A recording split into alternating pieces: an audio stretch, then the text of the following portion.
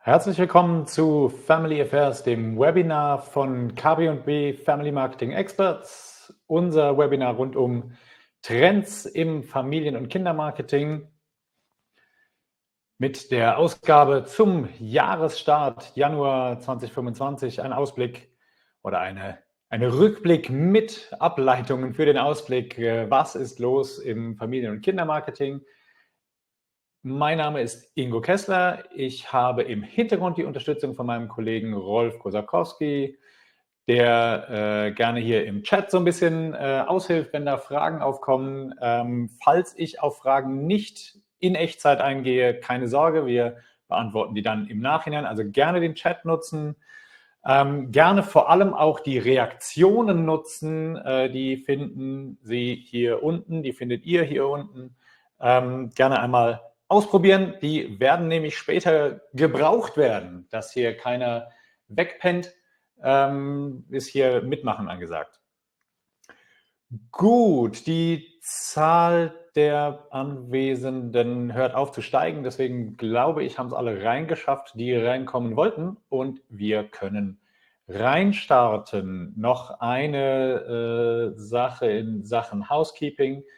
Hier muss keiner eine Aufzeichnung machen oder Screenshots machen oder dergleichen.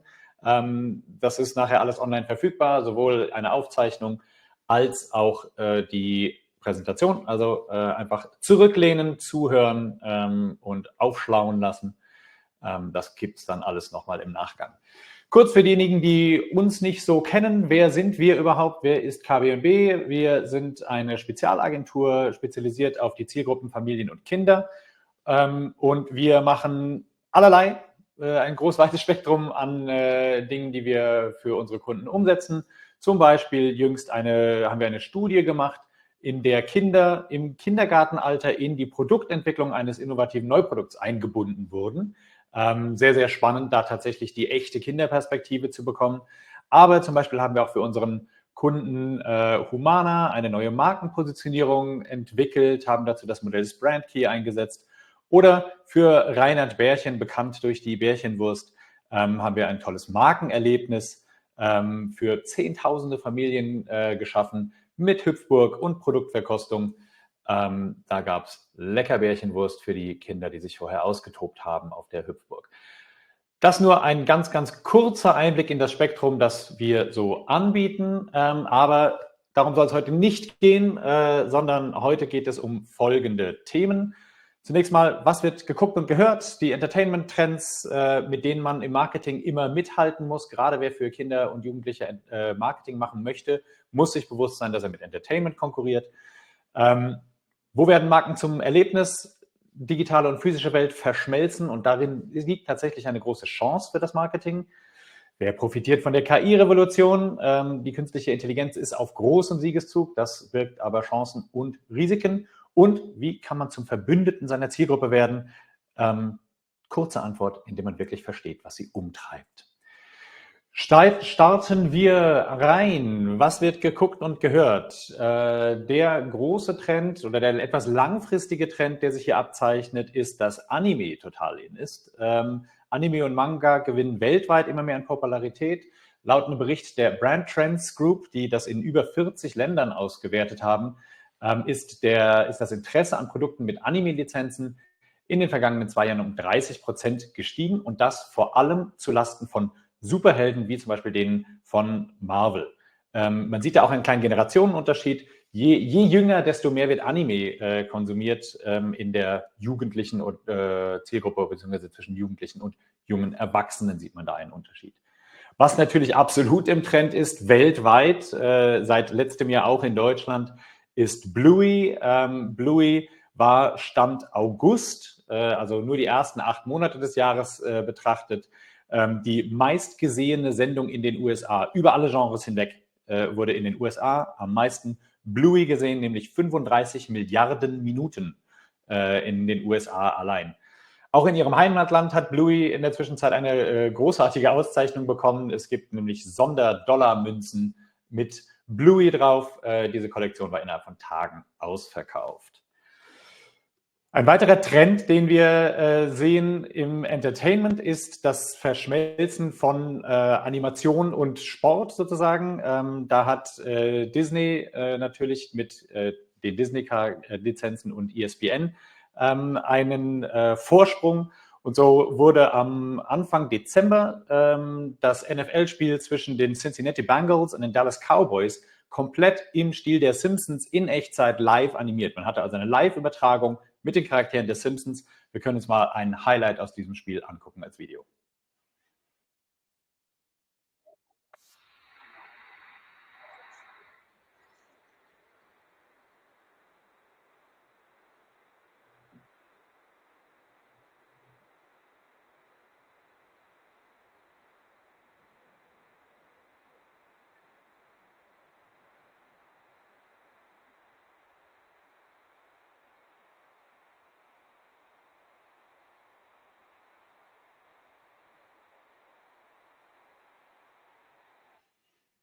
Also eine Initiative von Disney, ja, junge Menschen, Jugendliche und Kinder an Live-Sport zu interessieren.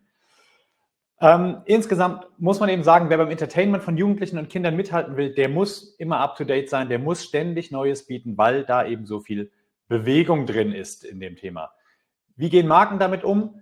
Toys R Us zum Beispiel greift das auf und hat eine eigene Familien-Game-Show entwickelt. Zusammen mit Fox produziert, also hochprofessionell, wird es eine Game Show geben, bei der in einem überdimensionalen Spielwarenladen, Toys R Us sind immer überdimensionale Spielwarenläden, dort wird eben gegen Challenges und Games gegeneinander angetreten. Und hier Frage ans Publikum, wäre das auch was für deine Marke? Gerne mit den Emoji einmal reagieren. Ich habe viele Herzchen, Augen, Smileys gesehen, also schön wär's. Der eine oder die andere träumt offensichtlich davon, eine eigene Game Show zu machen und lustig finden es auch manche. Sehr schön. Aber wer glaubt, eine eigene Game Show machen sei schon viel, der sei eines Besseren belehrt. Chick-fil-A, Fastfood-Kette in den USA, geht einen Schritt weiter. Die sagen, wir machen nicht nur eine eigene Serie oder eine eigene Show, wir machen einen kompletten eigenen Streaming-Service. Wir wollen mit unserem Branded Content tatsächlich Konkurrenz sein für Netflix, Disney Plus und Co. Das heißt, es wird einen kompletten Streaming-Service voller, zum Teil gebrandet, zum Teil nicht gebrandetem Content geben, wo man ja, glotzen kann. Noch ein weiteres Beispiel für die Vermischung von Entertainment und Marketing. Wer The Masked Singer sieht, anschaut, der wird gemerkt haben, dass der Pirat in der aktuellen Staffel oder in der jüngsten Staffel sehr, sehr stark wie ein Spielzeug aussah, nämlich von Playmobil.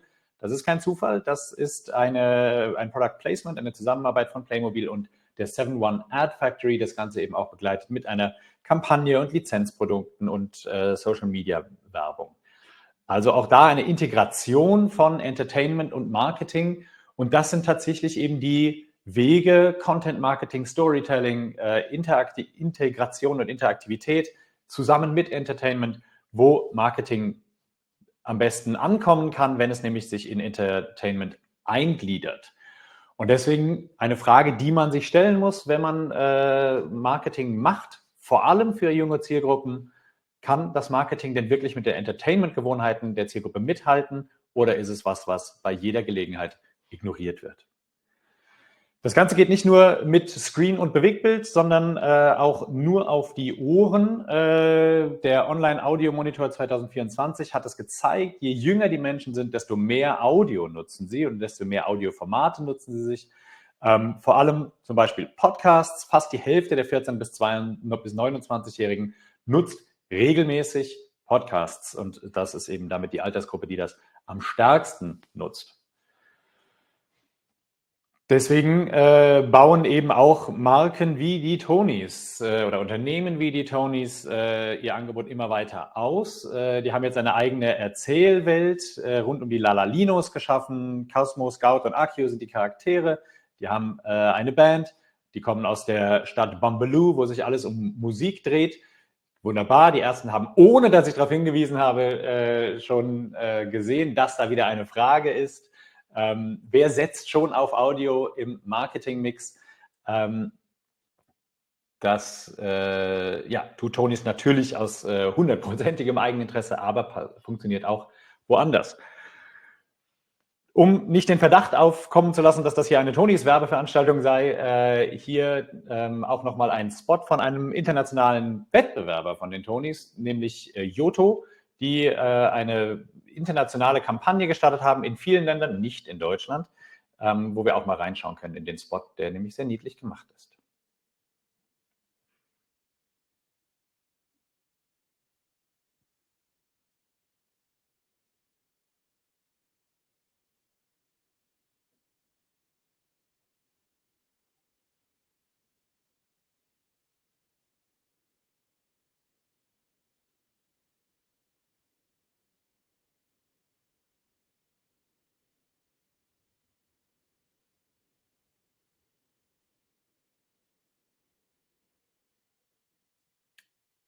Also mit Podcasts, Hörspielen, insgesamt mit Audio erreicht man Kinder und beflügelt eben ihre Fantasie. Und deswegen die nächste Frage, die man sich stellen sollte: Kommt deine Marke schon auf den Kopfhörern deiner Zielgruppe vor?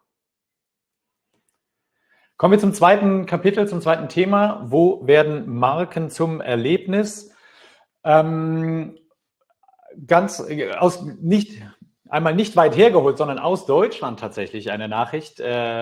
Paluten, mit bürgerlichem Namen heißt er Patrick Meyer, bekommt einen eigenen Kinofilm. Und wer Paluten nicht kennt, dem sei gesagt, der hat eine YouTube-Serie, in der er Minecraft spielt. Und davon gibt es 380 Folgen bereits, die insgesamt 76 Millionen Mal angeschaut wurden.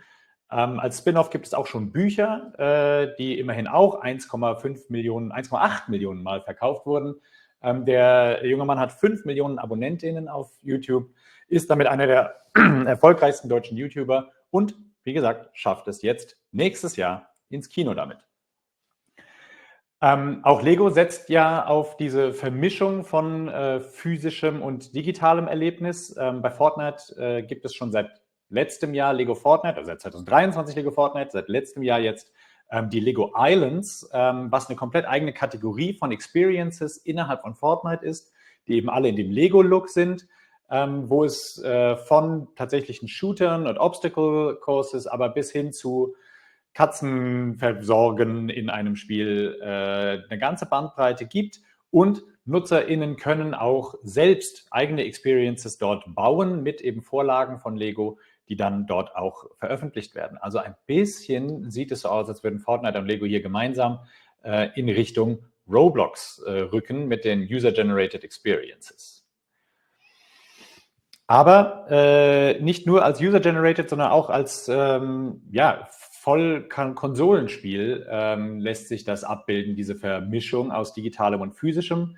Das rund um die Schleich-Eldrador Creatures wird es ein eigenes Videospiel geben, wo man eben mit diesen Creatures aus der Lava-, Eis-, Stein- und Dschungelwelt gegen die Schattenwelt oder gegen die Bösen aus der Schattenwelt kämpfen muss. Die Monsterfiguren von Schleich, Eldrador Creatures kennt vermutlich jeder. Da gibt es auch schon eine ganze Menge andere Dinge zu, Bücher, Comics, Magazine und eben jetzt demnächst ein Videospiel für die Konsole. Warum machen die alle das? Weil eben nachweislich Kinder gerne physisches und digitales Spiel vermischen.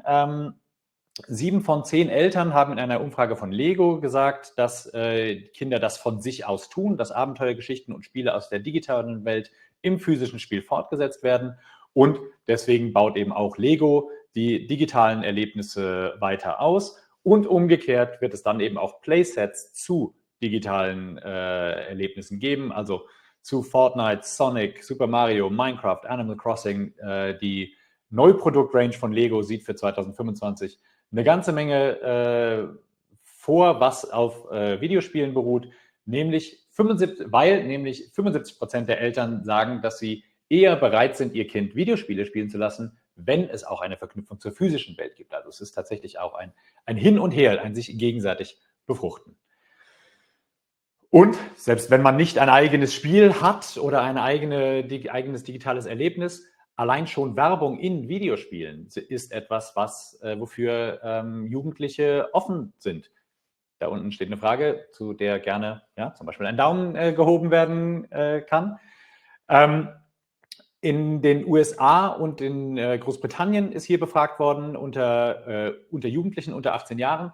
Und da haben 75% gesagt, dass sie Werbung für reale Produkte in Videospielen sogar gut finden, weil es ihr Erlebnis dieses Videospiels echter erscheinen lässt. Das heißt, das ist nicht nur wirksam, sondern tatsächlich sogar beliebt. Und die Weiterempfehlung an Eltern ist laut dieser Studie sogar deutlich höher als bei Werbung auf YouTube oder in sozialen Medien. Insgesamt zeigt all das, wie eben die Welt von Videospielen und physischem Spiel, von digitalem und analogem Entertainment oder Erlebnis sich nicht trennen lässt. Und man muss sich als Markenverantwortlicher fragen, ist meine Marke physisch und digital wirklich gleichermaßen erlebbar oder verpasse ich hier Chancen? Ich habe es eben schon mal kurz erwähnt, deswegen einmal ein kleiner Exkurs zu Roblox. Zunächst mal, Roblox eilt von Rekord zu Rekord. Im dritten Quartal 2024 wieder beeindruckende Zahlen. Fast 90 Millionen tägliche Nutzerinnen, die im Monat 19 Millionen Dollar, von denen 19 Millionen Personen $20 pro Person ausgeben im Schnitt. Das sorgt für wahnsinnige Umsätze, aber eben auch einfach wahnsinnige Engagement Rates, wie es so schön heißt. Und Roblox ist oder möchte sehr viel mehr sein als einfach nur eine Spieleplattform. Deswegen kooperieren sie jetzt mit Shopify, um zu ermöglichen, dass in Roblox Gegenstände für die physische Welt gekauft werden können. Wenn mir in Roblox etwas gefällt, kann eben daneben dann ein kleiner Buy Now-Button stehen. Ich klicke den und bekomme dann zum Beispiel in diesem Fall die wunderbare Mütze, die mein Avatar trägt, auch physisch geliefert. Das Ganze wird im Moment in den USA getestet und nur bei NutzerInnen über 13. Aber bei Erfolg kann man fest davon ausgehen, dass das weltweit ausgerollt wird. Ich habe gerade erwähnt, nur bei NutzerInnen über 13. Roblox fängt auch an, das Thema Jugendschutz etwas ernster zu nehmen. Mit großer Macht kommt große Verantwortung, wie es so schön heißt. Und Roblox war in der Vergangenheit häufig in die Kritik geraten. Jetzt gibt es eben neue Funktionen auf Roblox, die vor allem die Kontrolle durch Eltern über die Accounts ihrer Kinder verstärken soll. Eltern können jetzt, wenn sie sich selbst anmelden, eben ihren Account mit dem der Kinder verbinden und können dann einstellen, was für Experiences genutzt werden können und so weiter und so fort. Sie können das zum einen einsehen, zum anderen aber auch blockieren und regulieren. Gleichzeitig ist die Altersdeklaration von Experiences ab jetzt verpflichtend. Das war früher eine freiwillige Sache für die EntwicklerInnen. Und wem das alles nach ganz weit weg und kommen wir sowieso nie hin klingt, dem möchte ich das hier zeigen. Die Stadt Erfurt hat für die Gestaltung einer Freizeit- und Spielfläche im Stadtteil Buchenberg einen Wettbewerb ausgerufen. Sie haben diese Fläche in Minecraft 1:1 nachbauen lassen und dann Kinder zwischen 9 und 17 Jahren aufgefordert, mit dieser Fläche in Minecraft etwas zu bauen, wie sie das gerne hätten. Und die besten Ideen aus diesem Wettbewerb werden dann an ein Planungsbüro übergeben, das bis 2026 das Ganze umsetzen soll. Das Ganze unterstützt und beworben vom YouTuber The Joecraft. Für uns bitte notieren, die Stadt Erfurt kann das, dann können das bestimmt auch andere. Das ist nicht weit weg. Denn für Kinder und Jugendliche sind Videospiele eben ein elementarer Bestandteil ihrer Lebenswelt und es geht für sie dann nicht nur um das Spielen. Da kann man durchaus auch was anderes tun. Und man muss sich eben die Frage stellen, auf welcher digitalen Plattform beschäftigen sich Kinder und Jugendliche stundenlang mit deiner Marke? KI ist natürlich sowieso in aller Munde zurzeit. Deswegen haben wir ein bisschen drauf geschaut, was bedeutet das für Jugendliche und Kinder, wie gehen die damit um? Zunächst eine Befragung von Kidsay, Trend Tracker Report nennen sie das. Und die sind zu dem Ergebnis gekommen, dass ChatGPT vor allem in den USA wahnsinnig beliebt ist. Bei 8- bis 15-Jährigen ist es die 5. beliebteste App insgesamt. Wenn man das auf Jungs zwischen 12 und 15 runterbricht, ist ChatGPT bereits die 2. beliebteste App nach YouTube.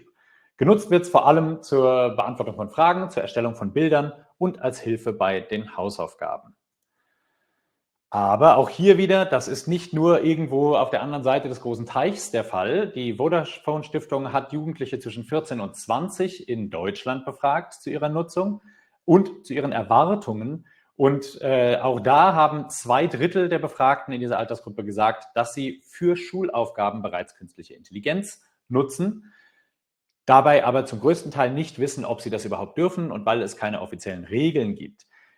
Mehr als 2/3 der SchülerInnen hat auch angegeben, dass sie KI-Kenntnisse für eine wichtige Basis für das Erreichen ihrer beruflichen Ziele halten und sich wünschen würden, in der Schule Unterricht zu dem Thema zu bekommen, um für die Zukunft gerüstet zu sein. Entschuldigung. Denn, das ist die Kehrseite der Medaille, deutschen SchülerInnen fehlt es an digitaler Kompetenz. Laut International Computer and Information Literacy Study 2023 haben 40% der AchtklässlerInnen in Deutschland nur rudimentäre Fähigkeiten im Umgang mit digitaler Technik. Das wirklich Erschreckende daran ist, dass die Fähigkeiten seit 2013 rückläufig sind. Diese Befragung wird alle 5 Jahre gemacht und in den letzten 10 Jahren ist die digitale Kompetenz unter deutschen Achtklässlerinnen zurückgegangen. Insgesamt liegen die Deutschen noch im Schnitt der 35 Länder, in denen die Studie gemacht wurde. Allerdings gilt das nur, wenn man an Gymnasien befragt. In den anderen Schulformen liegt Deutschland schon unter dem internationalen Niveau. Wer tut was dagegen? Common Sense Media tut was dagegen, zusammen mit OpenAI, dem Unternehmen hinter ChatGPT. Die haben nämlich gemeinsam einen Kurs für Lehrkräfte entwickelt, um Lehrkräfte erstens selbst aufzuklären, was ist KI, wie funktioniert KI und zum anderen dann ihnen die Möglichkeit an die Hand zu geben, das ihren Schülerinnen und Schülern zu vermitteln. Jetzt weiß ich nicht, ob diese Herzchenaugen-Smileys alle heißen, dass hier alles Experten sind, die sich in der Lage sehen, einem Schulkind KI zu erklären, oder ob das nur ein Gefallen dieser Initiative zum Ausdruck bringen soll, habe ich mir selbst eine kleine Falle gestellt, fällt mir auf, in der Formulierung der Frage. Jedenfalls macht die KI große Fortschritte und macht damit aber auch den Bedarf nach Vermittlung der Kompetenz im Umgang damit sehr, sehr, sehr, sehr dringend. Und umgekehrt, aufs Marketing bezogen, muss man sich fragen, setzt du KI schon so ein, dass du nicht Gefahr läufst, abgehängt zu werden? Weil es sind ja nicht nur die Kids, die auf KI setzen. Kommen wir zum letzten Thema von heute. Wie wird man zum Verbündeten seiner Zielgruppe? Zunächst mal ein Trend aus dem letzten Jahr, der bestimmt dieses Jahr nicht vorbei sein wird, ist nämlich das Thema Kinderhautpflege. Viel diskutiert worden im Laufe des letzten Jahres, weil es einige größere Kampagnen in verschiedene Richtungen gab. Inzwischen gibt es auch ein paar Zahlen dazu. Tatsächlich scheint sich das zu lohnen, denn US-Haushalte mit 10- bis 12-Jährigen im Haushalt geben mehr Geld für Hautpflegeprodukte aus als alle anderen Haushalte. 48% der Tweens in den USA und Kanada kaufen selbst Hautpflegeprodukte, hat YPulse herausgefunden. Und Statista berichtet, dass immerhin 46% der Eltern von Gen Alpha Hautpflegeprodukte für ihre Kinder kaufen. Das ist der eine Trend. Der andere Trend ist Smell-Maxing. Wer Smell-Maxing nicht kennt, Smell-Maxing heißt, ich benutze teures Parfum. Das ist unter Jungs und jungen Männern letztes Jahr durch die Decke gegangen. Piper Sandler hat analysiert, dass im vergangenen Jahr männliche Teenager 26% mehr Geld für Parfum ausgegeben haben als im Vorjahreszeitraum. Also ein Trend, der nicht nur auf Social Media stattfindet, sondern sich tatsächlich in Umsatz messen lässt.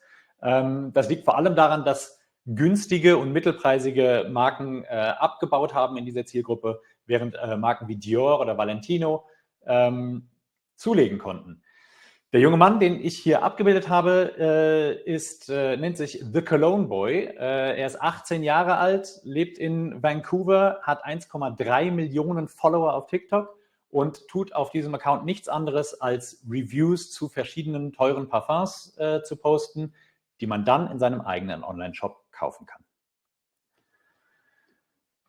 Dann nochmal Influencer und Trends in Social Media. Die YouTube-Stars MrBeast, Logan Paul und KSI haben sich zusammengetan und haben ein Lunchbox-Produkt auf den Markt gebracht. Das Produkt, die Box enthält eine Flasche Prime, den Softdrink, einen Schokoriegel von MrBeast, die Feastables und dann so ein Fertigessen. Der Aufschrei war groß, denn unter den 350 Millionen FollowerInnen, die die drei zusammen haben, sind eben sehr, sehr viele Kinder. Und da das dann auch noch als die gesunde Alternative fürs Mittagessen beworben wurde, ja, gab es den ein oder anderen Aufschrei. Und ich sehe, auch hier gibt es deutlich mehr Aufschreie als Leute, die sagen, meine Kinder brauchen das. Aber was ich damit zeigen will, ist, unter Kindern und Jugendlichen wandeln sich solche Trends rasend schnell und Influencerinnen werden da sofort drauf aufspringen und Kapital draus schlagen, wenn sie es nicht sogar selbst diejenigen sind, die es gestartet haben. Deswegen einmal die andere Seite betrachtet. Dove hat sich mit Moonbug zusammengetan, um das Self-Esteem Project, das sie haben, auch für Kinder zugänglich zu machen. Und die haben jetzt ein Programm für Kinder ab 4 Jahren zusammengestellt. Herzstück des Ganzen ist die Wonderful Talent Show mit Blippi, die es eben kostenlos auf YouTube, Amazon Prime und Netflix gibt. Darüber hinaus eben Blippi-Folgen zum Thema Selbstbewusstsein und Körperbewusstsein und auch eine Broschüre für Eltern, die eine Anleitung gibt, wie man schon eben mit kleinen Kindern darüber reden kann, über den Körper, über Schönheitsideale und Body Acceptance, wie Dove es nennt. Auch überraschenderweise mal bei den Positivbeispielen ist Unilever, die eine neue Child Marketing Guideline verabschiedet hat. Sie wollen keine Werbung mehr an Kinder unter 12 richten und auch nicht mehr in Kanälen und Umfeldern werben, in denen Kinder unter 12 mehr als 25% der NutzerInnen ausmachen. Und es sollen auch keine Kinder-Influencer mehr genutzt werden und keine InfluencerInnen, die hauptsächlich Kinder als Follower haben. Und Google tut sich auch hervor. Das Spiel Be Internet Awesome von Google, das gab es bisher als Unterrichtsmaterial sozusagen für Lehrkräfte. Das ist jetzt adaptiert worden als Roblox Experience. Wir erinnern uns, 90 Millionen tägliche NutzerInnen, von denen die Hälfte unter 13 ist. Dort kann jetzt eben auch Be Internet Awesome von Google gespielt werden. Und das ist eben ein Spiel, wo spielerisch sicheres Verhalten im Internet vermittelt wird. Zeigt, natürlich brauchen wir politische Lösungen, aber man muss darauf nicht warten, sondern als Unternehmen, als Marke kann man auch selbst etwas beitragen. Und ein jeder kann sich die Frage stellen, was tust du, um Kindern und Jugendlichen zur Seite zu stehen? Ein paar Zahlen aus einer eigenen Studie, die wir gemacht haben, einer eigenen Befragung. 85% der Eltern nennen den Wunsch ihres Kindes als wichtigstes Kriterium beim Geschenkekauf. Interessanterweise sind umgekehrt mehr als die Hälfte der Kinder recht flexibel. 58% sagen, die Erfüllung ihrer Wünsche ist ihnen zwar wichtig, aber nicht das Wichtigste. Das Ganze ist eine Studie, die heißt Kinder, Eltern und Geschenke. Kann man sich auf unserer Website runterladen. Da steht noch einiges mehr drin, zum Beispiel das 145 Euro Budget für Kindergeschenke pro Haushalt oder pro Kind im Schnitt zurückgelegt werden. Vor Weihnachten hat es der eine oder die andere vielleicht gesehen. Die Ravensburger hat es mit der Deutschen Post zusammengetan und eine Briefmarke rausgebracht, die Weihnachtslieder oder eine Weihnachtsgeschichte abgespielt hat, wenn man sie mit dem Tipptoy-Stift berührt hat. Eine nette kleine Idee eben rund um das Schicken von Weihnachtspost. Und dann noch ein Beispiel nochmal aus den USA für wirklich seine Zielgruppe verstehen, wissen, wie die Zielgruppe tickt. Hier der Lieferservice Grubhub, das Logo wird dem einen oder anderen bekannt vorkommen. Die haben festgestellt in einer Umfrage, dass für 75% der Schwangeren die Frage, was ihre erste Mahlzeit nach der Geburt sein wird, ein wichtiger Teil der Planung ist. Und deswegen haben sie gesagt, diese erste Mahlzeit nach der Geburt geht auf uns. Und dazu können wir jetzt auch das Filmchen anschauen.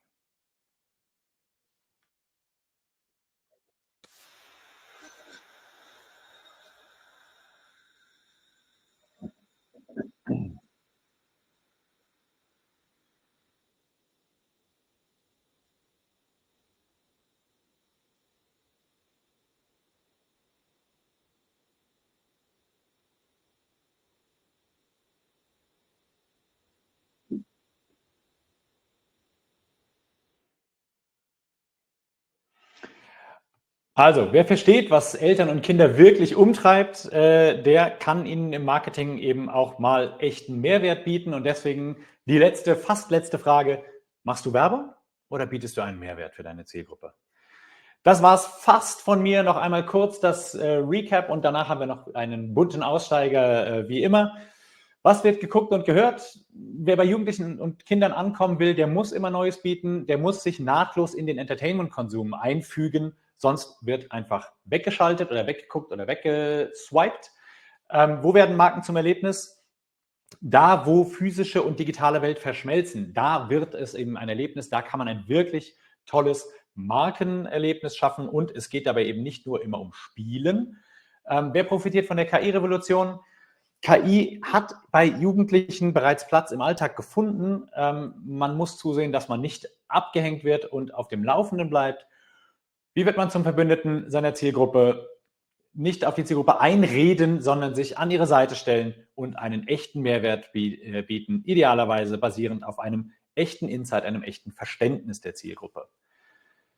Wer das jetzt interessant war, der kann Ähnliches jede Woche in seiner E-Mail-Inbox haben. Wir haben mittlerweile einen Newsletter, der auch Family Affairs heißt, Family Affairs Weekly. Den kann man abonnieren, auch das über unsere Website.